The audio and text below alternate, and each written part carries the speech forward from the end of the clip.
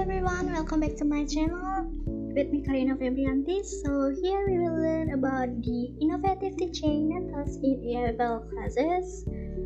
And before we continue, so here I will introduce the topic that will be discussed in this lesson. And here we have 4 topics to be discussed. The first one is the nature of innovation. The second one is the benefits of innovation. The third one is kinds of innovation and also the example of innovative teaching strategy in EFL classes. So without any further ado, let's get started.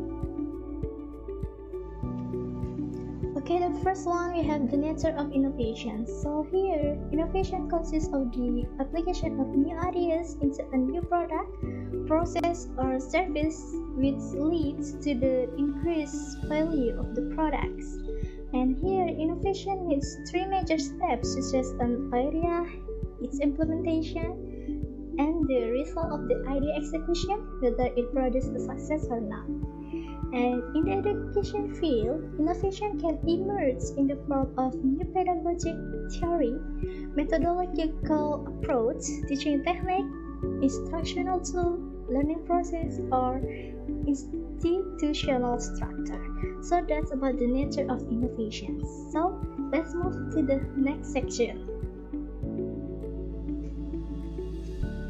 For the next section, we have the benefits of innovation. So here I have 4 benefits of innovation that I will show to you. So here I will just mention it, and for the explanation you can stop or pause the video to get the explanation. So here for the first benefits we have creativity development. The second one is open-minded.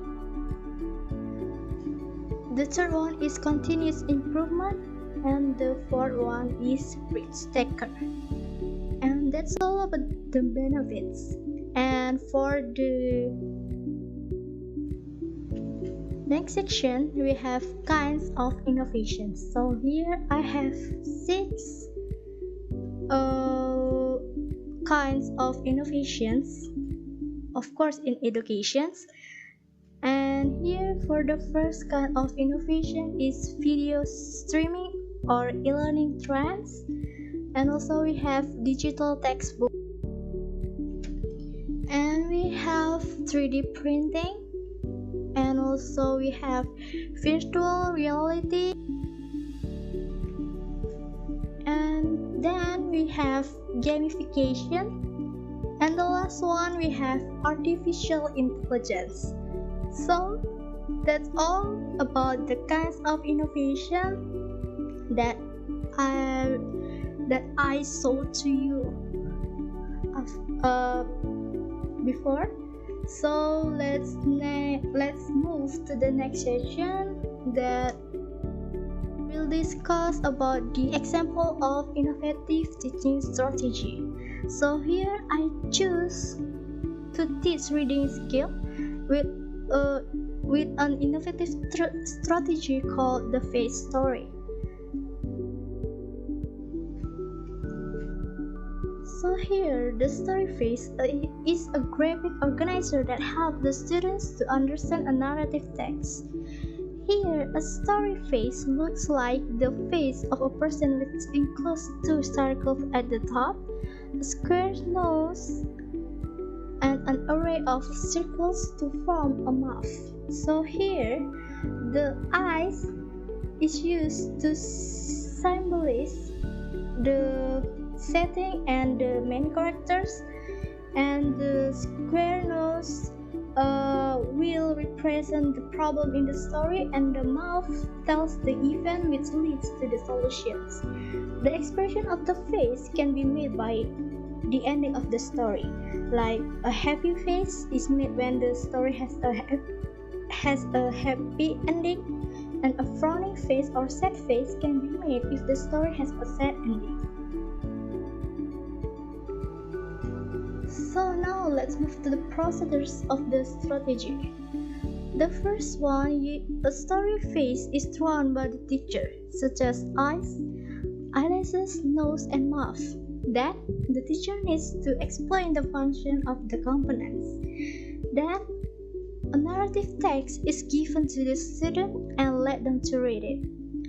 Then the teacher asks the students to draw the chart based on their creativity, which consists of the four components such as eyes, eyelashes, nose, and mouth.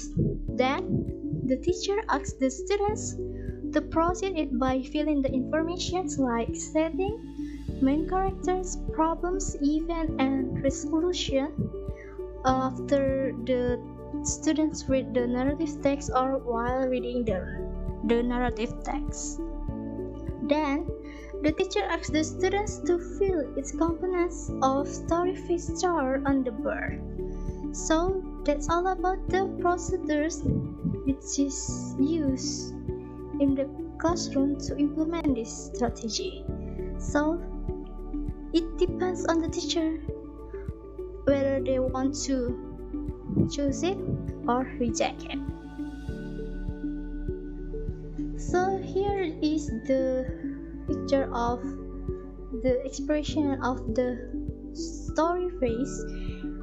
The figure 1 is the ending is a happy ending, and the figure 2 is a sad phase. It has a sad ending.